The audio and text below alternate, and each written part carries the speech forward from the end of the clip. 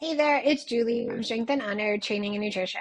Thank you so much for joining our nutrition talk today, all about undereating.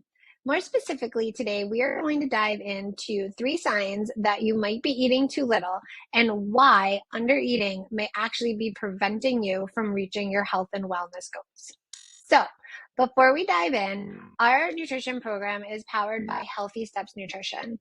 Together, we believe something as fundamental as nutrition shouldn't be complicated. This is why we focus on a simple habit-based approach to help you reach your goals one step at a time.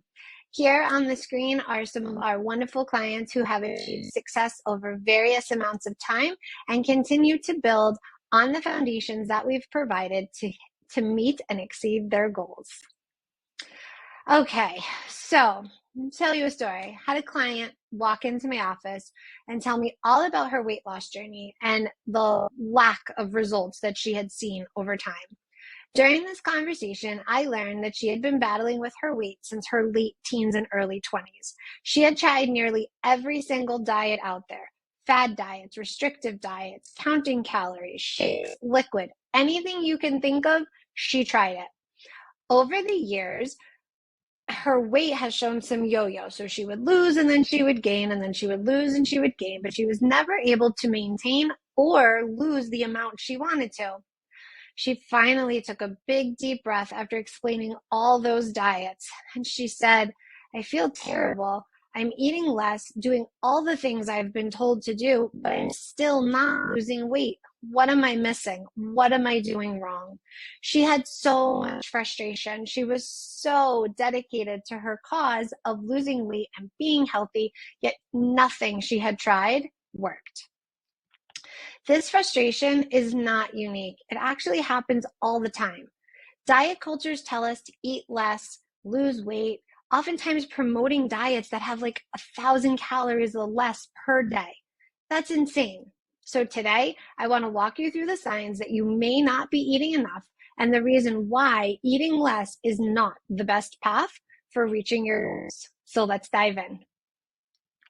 I would like to start by first explaining a few basics when it comes to our metabolism or energy balance to help understand why so many people struggle to lose weight and keep it off when eating less.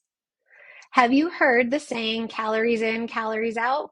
This is a general rule that if we take more energy in the form of calories than we expend, we will gain weight.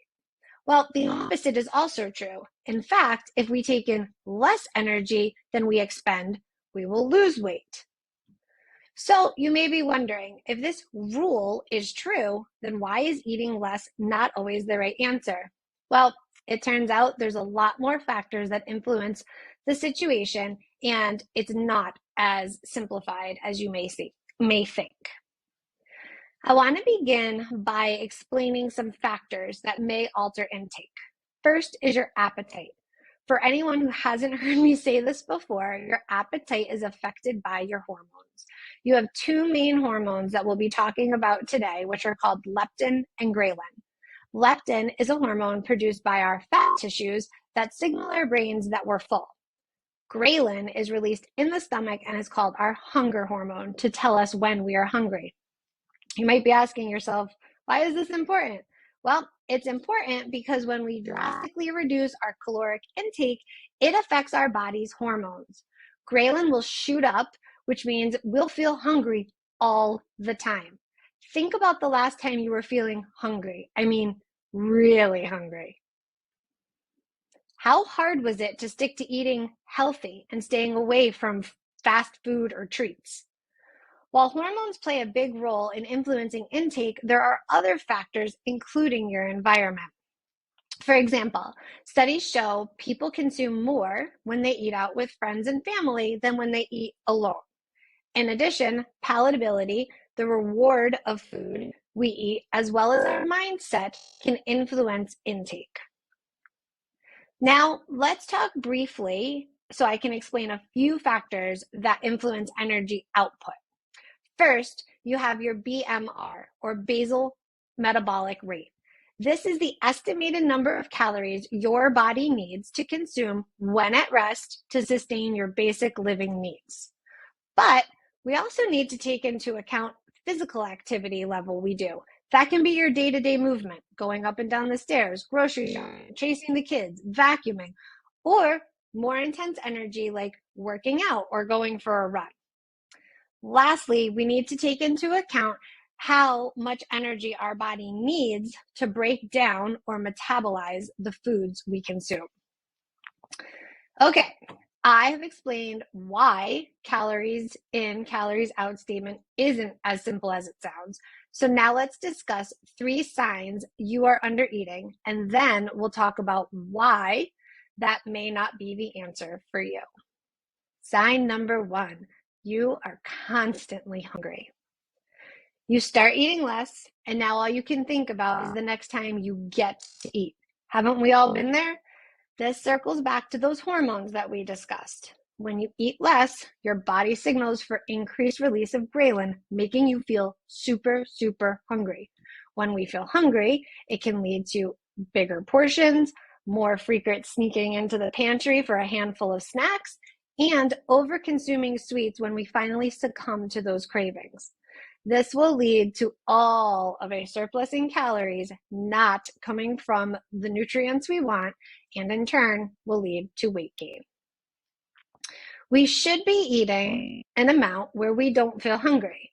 Instead of drastically decreasing your calories and feeling hungry more often, choose whole food options that provide more volume into your meals. How do you do that, you might be asking yourself? By balancing your meals and snacks. So what does that mean? A protein, carb, and a fat. One of the easiest ways to do that is by leveraging the plate method to help reshape what's on your plate each time you eat. You should fill half your plate with non-starchy veggies, a quarter lean protein, and quarter starchy carbs with a healthy amount of fat. Here are a few pro tips for you. Eat your veggies and your protein first, leaving the starchy carbs for last. Remove distractions such as the TV or your phone from meal and snack time.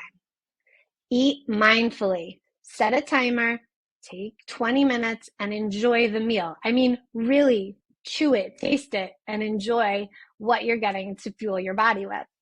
And the last tip, put your fork down in between each bites. That will help you slow down. It will help your body recognize when it's full, because there is a delay in the signal of feeling full and your body saying, hey, you're full. Sign number 2, you are moody. You know what comes with feeling hungry all the time? Hanger. I used to suffer from being hangry so often, my kids could call it out. So let's dive into it a little bit. Did you know that in January 2018, the word angry was officially added to the Oxford English Dictionary? It is defined as bad temper or irritable as a result of hunger. So you start to eat significantly less. Your body is protesting, increasing the amount of ghrelin, and now you may not be starting unnecessary fights with family or friends because you're so grouchy. The mood shift is a classic sign that you are not eating enough to reach your nutritional goals. So what happens that actually causes this feeling of being hangry? When we start to eat less food, our blood sugar drops. When our blood sugar drops, it triggers a cascade of hormones, including cortisol and increased adrenaline. This happens as a way for your body to fix the low levels of blood sugar, leaving us feeling really agitated. To stop this drop in blood sugar, consider eating smaller, more frequent meals, including balanced snacks between meal times. This will help to stabilize your blood sugar and keep you from crashing and feeling hangry. Sign number 3, sleep and stress issues. So let's start with sleep. You've likely heard a lot about how sleep deprivation has been found to lead to insulin resistance and weight gain. But did you also know that undereating while following strict dietary patterns can interrupt your quality of sleep? One small study followed 10 women dieting for 4 weeks. They found that these participants had difficulty falling asleep and less overall deep sleep. Another study found that a starvation level caloric restriction led to a reduction in deep sleep as well. This can definitely alter our stress. Let's talk about another study. This study was conducted among 2,500 Australian teens, found that extreme dieting was not only associated with decreased sleep, but also increased and higher levels of depression and anxiety, which alters another important hormone in your health and wellness journey. So I'm hoping you're starting to see how all of this comes together. The hormones are impacted by what we eat, both over and under eating. It then affects our sleep, and it then affects our sleep. So where does this bring us? Well, stress raises our cortisol level. Cortisol is often called the stress hormone because it is released in response to stress. Most of us have heard about it. When cortisol comes into play, it does really inhibit our ability to lose weight. If you're constantly limiting your intake, which leads to stress and lack of sleep, your body's cortisol is likely to be very elevated. Elevated cortisol levels will not only alter your metabolism, but will also force your body to retain more water, which makes it harder or actually masks any fat loss that is occurring. If you are experiencing mood shifts, constant hunger, or sleep or stress issues, you might be eating too little. Now, let's talk about why eating less is not always the answer. So what happens when you undereat and your body doesn't get the energy it needs? Well, initially, the body will use fat stores for energy, and that's how people begin to lose weight.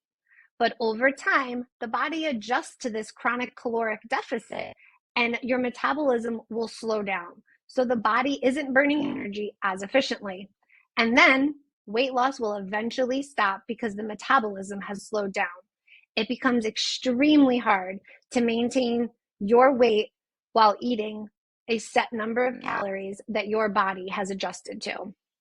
Additionally, it becomes really hard to lose weight despite your hard efforts of eating clean and exercising regularly. So this is something I hear a lot when clients come in to talk to me. I'm eating really clean. What's on my plate are good quality foods, and they are, but they're just not the right amount of those foods to help them get to their goals. So this is something that we evaluate and we work on throughout the habit building on habits from where you are and helping you drive your goals forward. Okay, so after hearing this, you might feel like losing weight is a hopeless cause, but it is so far from the truth. I encourage you to try thinking about it this way. Rather than focusing on the result of weight loss, focus on the journey of building healthy habits, transforming your life into an overall healthier place to be. Rather than focusing on fewer calories, focus on eating more whole food options that provide fewer calories but have more nutritional value. They have better than processed foods, and we're going to fuel ourselves with a balance of nutrients. Yes, processed foods are convenient, but those whole foods provide way more vitamins, minerals, phytonutrients, and volume. They will keep you fuller longer. Rather than getting sucked into fad diets and seemingly endless cycles of undereating, find a professional who can guide you and help build a plan and keep you accountable for reaching your goals. So I just shared a little bit about how we do this. And again, it is customized for everybody out there. So no matter where you are in your journey, we are happy to have a discussion with you and see how we can build a plan for you. If you have any questions, comments, or want to connect with us, please feel free to reach out via email and schedule your free discovery call. Thank you so much for attending and have a great day.